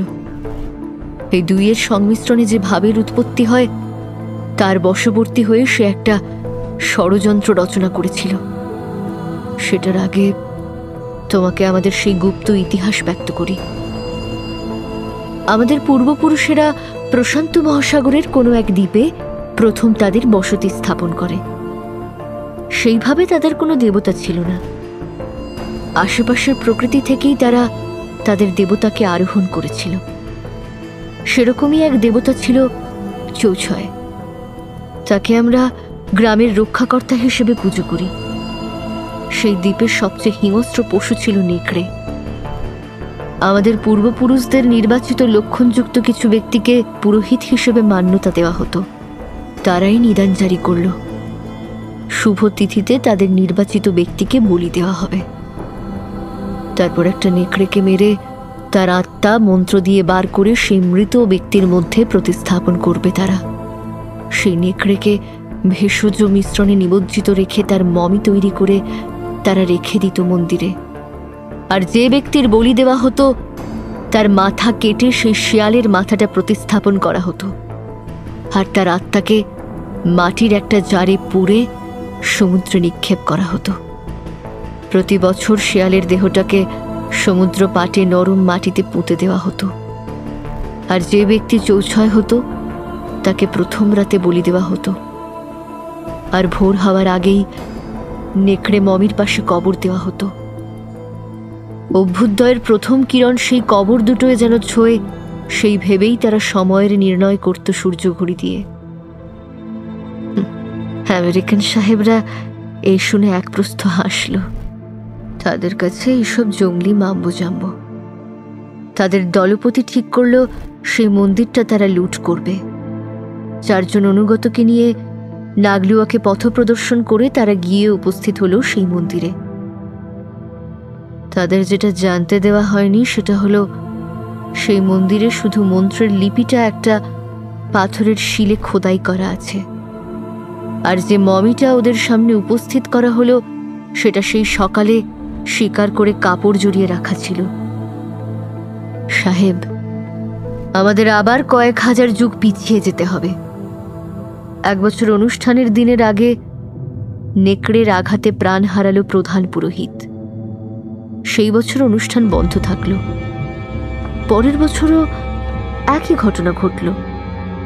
তখন জানা গেল 2 বছর আগে যাকে তারা দেবতা হিসেবে ভূষিত করেছিল সেই এই কাণ্ড ঘটাচ্ছে। জীবিতকালে লোকটা অত্যন্ত লোভী ছিল, কিন্তু গণনার ভুলে সে নির্বাচিত হয়েছিল। ফলে গ্রাম উজাড় হতে লাগলো সেই নেকড়ে মানবের হামলায়। তখন গ্রামের বুড়োরা আর পুরোহিতরা ঠিক করলো ওরা দ্বীপ ছেড়ে বেরিয়ে পড়বে। সেই নেকড়ে মানবকে ওরা বন্দি করেছিল, হয়তো মেরেও ফেলেছিল। 4টে জাহাজ বেরিয়ে পড়েছিল। সামুদ্রিক তুফানে 2টো জাহাজ ডুবে যায়। অবশিষ্ট 2টো পৌঁছল 2 প্রান্তে। একটা জাহাজ পৌঁছল সিন্ধু সভ্যতায়, আর একটা পৌঁছল ভিয়েতনামে। সেই সৈনিকের দল সেই মন্দিরে প্রবেশ করতেই তাদের উপর হামলা করে মন্দিরে লুকিয়ে থাকা দলটা। নাগলুয়া আগে থেকেই সব পরিকল্পনা করে রেখেছিল। মৃত সাহেবদের মধ্যে একটা সাহেব লক্ষণযুক্ত ছিল। তার উপরেই 1000 বছর পরে সেই অনুষ্ঠান আয়োজিত হয়েছিল, কিন্তু মন্ত্র ঠিক মতো না পড়ায় বা উপযুক্ত তিথিতে অনুষ্ঠানটি না হওয়ায় অর্ধসফল হয়েছিল সেই নিয়োজিত পদ্ধতি। নাগলুয়া সেটা বুঝতে পেরে তার ভাইদের খুন করে সেই সাহেবকে নিয়ে পালায় সেখান থেকে। আমি আমার দল নিয়ে ওদের বিশ্বের অনেক জায়গায় অনুসরণ করেছি, তবে সাফল্য লাভ হয়নি। এবার কলকাতায় এসে সেই সফলতা মিলল। নাগলুয়া খবর পেয়েছিল সিন্ধু সভ্যতায় মমির খোঁজ পাওয়া গেছে। সে তার সেই পোষা সাহেবকে বুদ্ধি দিয়ে এই লিপিটা কলকাতায় আনে, কারণ তার ধারণা পূর্ণ সফলতা সে পাবে এই দুটি একসাথে আনলে। তবে আমরা সেটা ঘটার সুযোগ দিইনি। আজ রাতে আমরা সেই সাহেবকেই অপহরণ করব। এই যে এদের দেখছেন, এরা বিশ্বাসঘাতকদের না পছন্দ। তাই নাগলুয়ার যাই উদ্দেশ্য থাক, এদের হাত থেকে বাঁচতে পারবে না। ওয়া একটানা বলে থামল। সিদ্ধার্থ রুদ্ধস্বরে প্রশ্ন করল, ক্যাপিটাল পানিশমেন্ট মানে মৃত্যুদণ্ড বাদে আর কি কিছুই বরাদ্দ নেই বিশ্বাসঘাতকের জন্য? ওয়া কয়েক পলক তাকিয়ে থাকলো সিদ্ধার্থর পানে, তারপর হেসে বলল, আপনি যে উচ্চশিক্ষিত সেটা আমি জানতাম। এই প্রশ্ন শুনে আমি অল্প হলেও আশ্চর্য হয়েছি বটে। তাহলে শুনুন বাঙালি বাবু, আমরা আমাদের শত্রুদের আর নাগলুয়ার মতো বিশ্বাসঘাতকদের বলি দিয়ে তাদের মাংস ভক্ষণ করি, কাঁচা কাঁচা। তবে আমরা জঙ্গলি হলেও আমাদের কিন্তু একটা আদর্শ আছে। সেটা হলো আমাদের নিরীহ প্রাণীদের প্রাণ নেওয়া যেমন মানা, তেমনি তাদের প্রাণ বাঁচানোও আমাদের কর্তব্য। আমাদের বহির্জগৎ হিংস্র জঙ্গলি ভাবে, কিন্তু আমাদেরও নীতি আছে কিছু। তাহলে তোমার প্রফেসর মানে ডক্টর মোহন সেনকে মারলে কেন? আমি সাফ মনেই তার সাথে গিয়ে আলাপ করেছিলাম প্রথমবার, তারপর আরও কয়েকবার। কিন্তু একটা সময় পর গিয়ে বুঝলাম লোভ জেগে উঠেছে তার মনে। আমাদের গ্রামে কথিত ছিল লিপি আর মমি এক জায়গায় হলে তার কাছে যেই আসবে তার মধ্যে লোভ লালসা জাগতেই পারে। তাই বাধ্য হয়ে ওনাকে মারতে হলো। ঘরের মধ্যে নিস্তব্ধতা নেমে এলো। নিস্তব্ধতার মধ্যেই সিদ্ধার্থর নজর গেল হওয়ার উপরে। এতক্ষণ সে লক্ষ্য করেনি হওয়াকে, কিন্তু এই দুর্বল মৃতপ্রায় লণ্ঠনের হলদে আলোয় বোঝা যাচ্ছে কিঞ্চিত হলেও কৃষ্ণবর্ণের এই মেয়েটাকে খুবই সুন্দর দেখতে ছিল এককালে। বর্তমানে যুদ্ধের বিভৎসতা এবং নৃশংসতা সেই রূপ অনেকখানি খণ্ডন করেছে। টানা দীর্ঘল চোখটায় আখি তারা গভীর কালো, পাতলা ঠোঁটের উপর আড়াআড়িভাবে একটা পুরনো আঘাতের ছাপ, কপালেও আড়াআড়িভাবে একটা আঘাতের আবছার ছাপ। সিদ্ধার্থ বলে উঠল, আমাকে নেবে তোমাদের সাথে? হোয়া উঠে দাঁড়িয়েছিল। সে বলল, বিপদ আছে সাহেব। আপনি আমাদের বন্ধুও নন, শত্রুও নন। বলেইছি আপনার প্রাণ বিপন্ন করতে পারবো না। আমি নিজের থেকে যেতে চাই তোমাদের সাথে, আপত্তি আর করো না। শুধু একটাই অনুরোধ, আমার বন্ধু বিবেককে ডেকে আনতে হবে। হোয়া কিছু বলল না। কিছুক্ষণ মাথা নিচু করে সে একটু ভেবে নিল, তারপর তার দলকে নিজের ভাষায় আদেশ দিয়ে দিল। সিদ্ধার্থের দিকে তাকিয়ে স্মিত হেসে সে ঘর থেকে বেরিয়ে গেল। দরজার কাছে গিয়ে ঘুরে দাঁড়িয়ে বলল, আপনাকে কষ্ট করে এখন এখানে থাকতে হবে। আপনার বন্ধুকে আমরা যথাস্থানে নিয়ে যাব, ওরা আপনাকে সেখানে নিয়ে যাবে।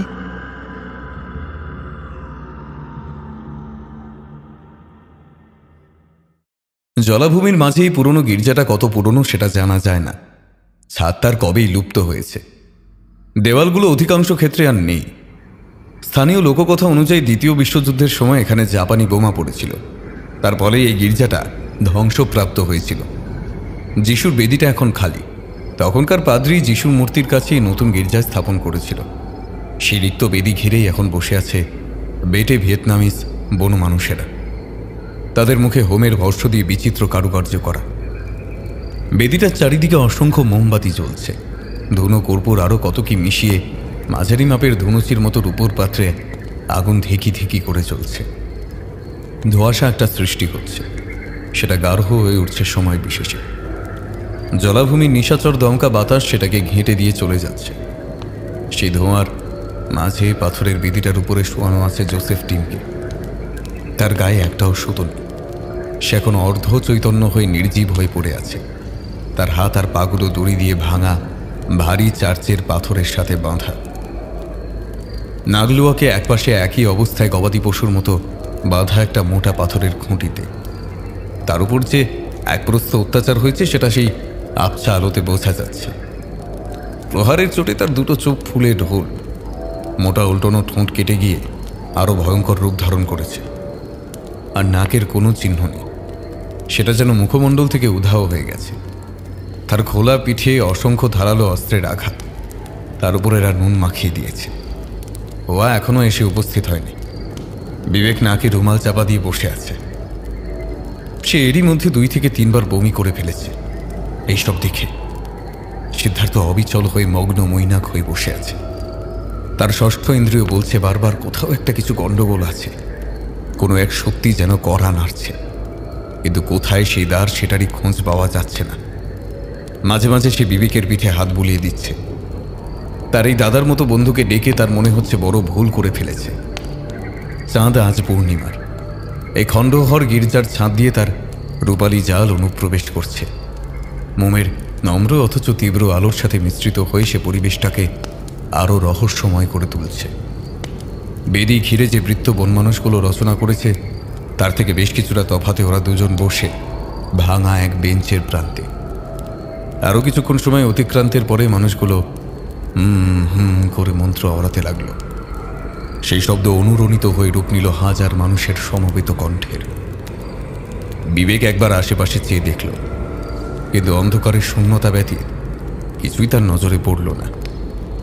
সিদ্ধার্থও একবার চারিদিক তাকিয়ে দেখল, তারও গায়ে শিহরণ খেলে গেল যেন। সেই অনুরণিত ধুনের মাঝে গির্জার পেছন দিকে ভাঙা দেওয়ালের মধ্যে দিয়ে প্রবেশ করল রঙ্গমঞ্চে তাদের নেত্রী হওয়া।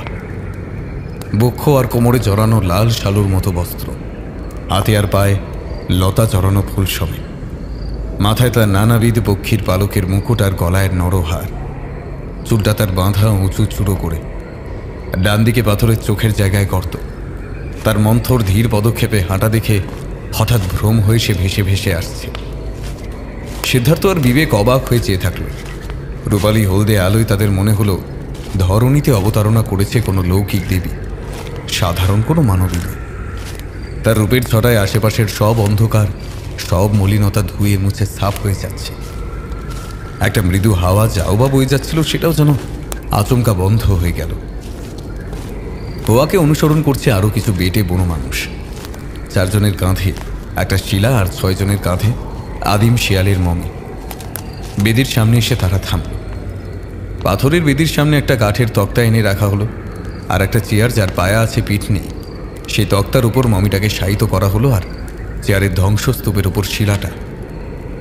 বন মানুষগুলো উবু হয়ে হাত সামনে প্রসারিত করে উচ্চ কণ্ঠে হুম হুম করে উঠল। এতক্ষণ লক্ষ্য করা হয়নি, হোয়ার হাতে একটা কাঠের দণ্ড ছিল। সেটা তুলে এসে সবাইকে নিজের ভাষায় উঠতে বলল। তারপর বেদির চারধারে 4 জন পিগমি ঢোলের মতো দেখতে কাঠের একটা বাদ্যযন্ত্র বাজাতে লাগল। দ্রিম দ্রিম দ্রিম দ্রিম। যারা হাঁটু গেড়ে বসেছিল তারা এবার দুলে দুলে নাচতে লাগলো। সিদ্ধার্থ আর বিবেকের মনে হলো কালো কালো একরাশ ঢেউ তাদের সামনে দুলছে, উস্কে উঠছে, ফুটছে আর আছড়ে পড়ছে। একটা বৃদ্ধ মানুষ এরই মাঝে হাতে একটা লম্বা ছোরা নিয়ে এগিয়ে গেল হওয়ার দিকে। সে সেটা নিয়ে আঙুলে ঘষে ধার নিরীক্ষণ করল। তারপর সেটা দুই হাতে মাথার উপর তুলে ধরল। নৃত্যরত মানুষগুলো রণহুঙ্কার ছাড়ল যেন। দুজন উঠে গিয়ে নাগলুয়ার বাঁধন খুলে তাকে দুই দিকে টেনে ধরল। বন্দি মাথা তুলে চাইল। তার ফলা চোখে তখন আতঙ্ক নয়, অজানা অবর্ণনীয় ভাবের প্রতিবিম্ব। সে হওয়ার উদ্দেশ্যে বলল, তুমি যা করছো ভুল, সবই ভুল। সিদ্ধার্থ আর বিবেক অবাক হলো। কে যেন তাদের কানের কাছে নাগলুয়ার কথাগুলো তাদের বোধগম্য করে দিয়ে গেল। হোয়া হেসে বলল, তোমরা পুরোহিতরা, পুরুষ মানুষেরা যেটা করবে ঠিক, যা বলবে তাই বিধান, সেটাই শাস্ত্র, সেটাই স্তোত্র। আমি তোমাদের কাছে প্রাণ ভিক্ষা করেছিলাম, রেখেছিলে কি? না, রাখনি।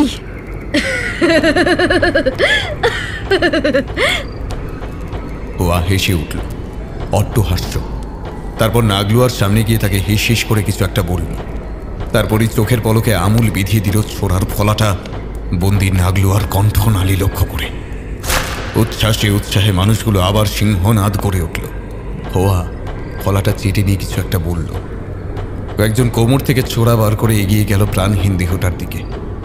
সিদ্ধার্থ অনুভব করল গুমোট একটা ভাব। দম তার বন্ধ হয়ে আসতে লাগল। বিবেক ততক্ষণে জ্ঞান হারিয়েছে। বেদির আশেপাশে ধোঁয়াটা কুয়াশা হয়ে উঠছে। গাঢ় লালচে রক্তের মতো তার রং। তার মনে হতে লাগলো বহুদূর থেকে ভেসে আসছে বন্য একটা সুর। সামনে ধোঁয়ার মধ্যে কেউ উঠেছে। মোমবাতির হলুদ আর চাঁদের রূপালী আভা সব যেন মিশে যাচ্ছে লাল সেই কুয়াশায়। সে দেখল ঝাপসা একটা পটভূমি। ধীর পায়ে হওয়া বেদির দিকে এগিয়ে গেল। তারপর গিয়ে উঠল বেদির উপরে। পা দিয়ে জোসেফ টিমের কোমর সে জড়িয়ে ধরেছে। তারপর তার পুরুষাঙ্গের উপর বসে পড়ে সে টিমের ঠোঁটটা আসলে সে জড়িয়ে ধরল। তারপর ছোড়া উপরে তুলে সে বসিয়ে দিল টিমের বুকে। দূরে না কাছে খুবই নিকটে কোথাও একটা পশু ডেকে উঠল। আদিম মমিটা জেগে উঠল যেন। লালচে কুয়াশা তখন নেকড়ে বেশ ধারণ করেছে। বন্য সেই সুর দূরে দূরে সরে যেতে লাগল। সিদ্ধার্থর চেতনা লোক দিল। ধীরে ধীরে চাঁদের উপর থেকে ছায়া সরে যাচ্ছে। অন্ধকারাচ্ছন্ন জঙ্গলটা নিঃশ্বাস নিতে আরম্ভ করেছে। চন্দ্রালোক এখনো ম্রিয়মান, তবু সেই কিয়দাংশ রূপালিতে আলোয় রহস্যময় জঙ্গলটা আরো ঘন, আরো নিবিড় হয়ে উঠছে। নদীর জলে সেটারই ঝিলিক খেলে যাচ্ছে। তার চরে তখন শুয়ে আছে হোয়া আর জোসেফ টিম। গ্রহণের সময় যখন কেউই বাইরে নেই, এরা এসেছিল নদীর পাড়ে গ্রহণের আবছা আলোতে একে অপরকে ভালোবাসার জন্যে। এখন দুইজনেরই গায়ে কাপড় নেই। হোয়া জড়িয়ে আছে জোসেফকে। সে বলছে, সাহেব, ওই নাগলুয়াকে বিশ্বাস নেই। তোমাদের কি কাল যেতেই হবে? জোসেফ তার প্রেয়সীর উদ্দাম কেশোদামে ঢেউ কাটতে কাটতে বলল, আদ্যিকালের মন্ত্র কি কখনো কাজ করতে পারে না? আমার সেটা মনে হয় না। ইতিহাসের ছাত্র হয়ে আমার একবার সেখানে যাওয়াই উচিত। তোমাদের ইতিহাসটা জানতে হবে, পৃথিবীকে ইতিহাসটা জানাতে হবে হোয়া। আর তুমি তো সেদিন বললে পুরনো নেকড়ের মমিটা না পেলে এই অনুষ্ঠান অনুষ্ঠিত করা যাবে না। হ্যাঁ, এটা কথিত, কিন্তু যদি সত্যি সেটা না হয়? জোসেফ হোয়াকে জড়িয়ে ধরে বলল, তুমি যা মানবে সেটাই সত্যি, সেটাই ওই ফুটে ওঠা নক্ষত্রের উজ্জ্বল। হোয়া আর কিচ্ছু বলল না।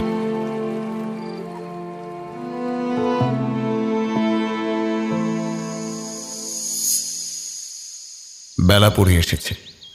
গাছের ফাঁক দিয়ে তেরচা হয়ে সূর্যের আলো পড়ছে মন্দিরটার উপর। নাগলু একটা পাথরের টুকরোর উপর বসে বসে সাহেবদের কাণ্ড দেখছে। তার দৃষ্টি নিবদ্ধ হয়ে আছে চারজনের মধ্যে যে সবচেয়ে ফ্যাকাশে আর চোখে গোল গোল স্ফটিক। সে কান খাড়া করল। নিঃশব্দে মন্দিরের পেছন দিয়ে ওরা এসে গেছে। মন্ত্র কাজ করুক আর না করুক, আজ এদের ভবলীলার সঙ্গ হবেই। সে মুখে আওয়াজ করে ওদের তাড়া দিল। মন্দিরের দুয়ারে পা দিতেই পাখিটা ডেকে উঠল। শুভ লক্ষণ এটা। নাগলুয়ারা ওদের ভাষা বোঝে না, কিন্তু হাবে ভাবে ওদের কথাগুলো বোঝা যায়। ওরা এসে দাঁড়ালো সাধনাস্থলে। নাগলুয়ার গা ঘিন ঘিন করছে। পবিত্র স্থানে বেজন্মাদের পা পড়ল। মাঝে পাথরের বেদির উপর শায়িত সেই শিলা ও তার লিপি, ওপরে প্রাচীরে 3টে পাথরে গবাক্ষ দিয়ে উপর সূর্যের রেশ পড়ে, উদয়, মধ্যাহ্ন আর অস্তে। চাঁদের আলো পড়ে যখন চাঁদ থাকে মধ্য গগনে। সাহেবগুলো উচ্ছ্বাসে বেদির উপর উঠে পড়ল।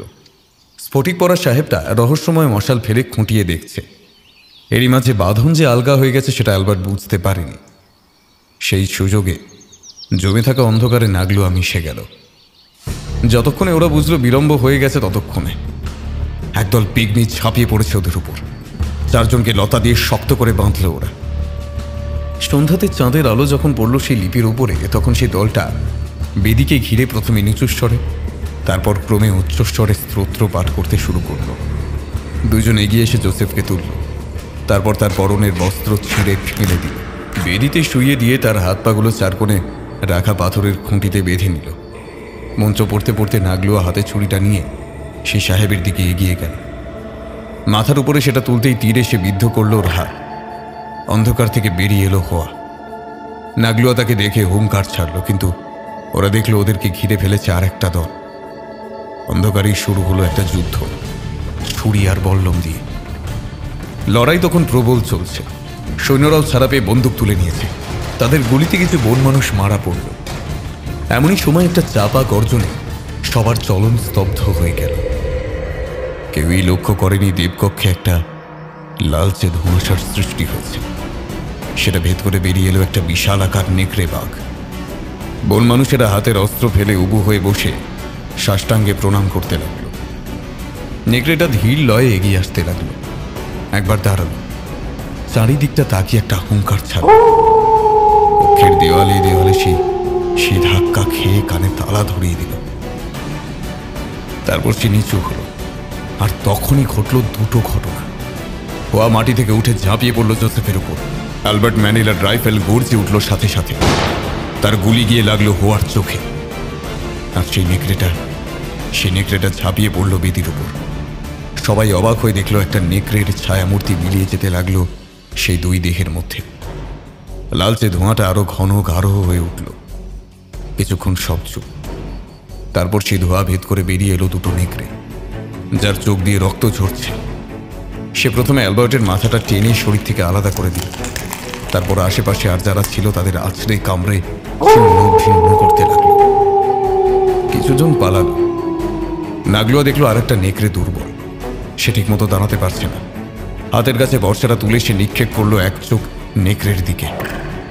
সেটা লুটিয়ে পড়ল। তারপর বেদির উপর থেকে লিপিটা নিয়ে এসে দুর্বল নেকড়েটার কাছে গিয়ে নিজ ভাষায় বলল, বাঁচতে চাও আমার সাথে এসো।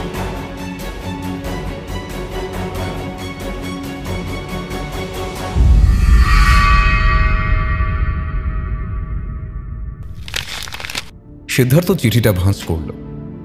বিবেকদা একটা চাকরি পেয়েছে ব্যাংকে। সে যথাসময়ে বেরিয়ে গেছে। এখনো তারা সেই রাত নিয়ে আলোচনা করে নিজেদের মধ্যে।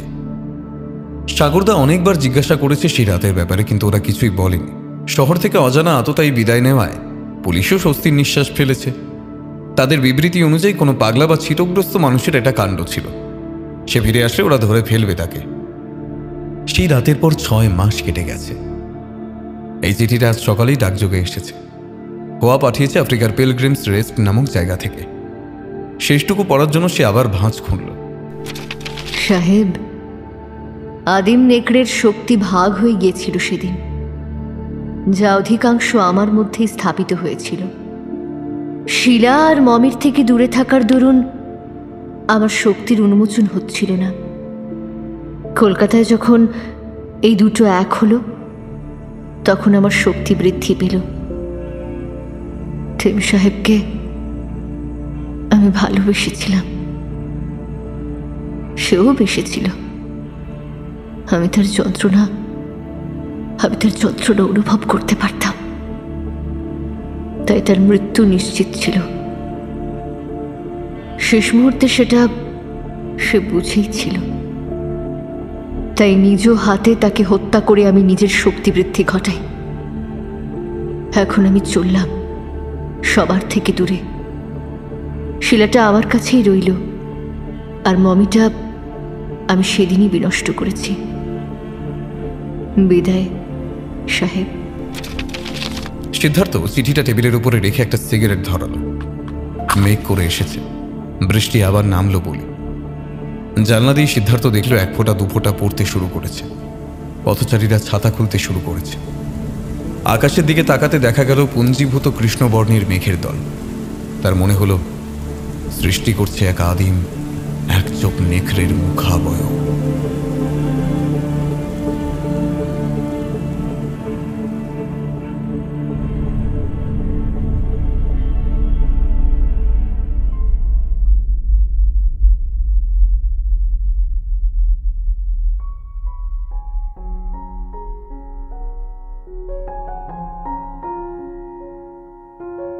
শুনছিলেন লেখক সংবাদ মিত্রের কলমে কুয়াশার রং রক্ত। সম্পাদনা এবং কাস্টিংয়ে সৌরভ এবং মেঘনা। পরিচালনা ভিডিওর ভিজুয়াল এফেক্টসে সৌরভ। এডিটিংয়ে সায়র ও পোস্টার ডিজাইনে কৃষ্ণেন্দু মণ্ডল। আমাদের গল্পটি ভালো লেগে থাকলে লাইক করে দেবেন আর শেয়ার করে দেবেন। কেমন হয়েছে কমেন্ট করতে একদম ভুলবেন না। শুনতে থাকুন মিডনাইট ফ্যান্টাসি।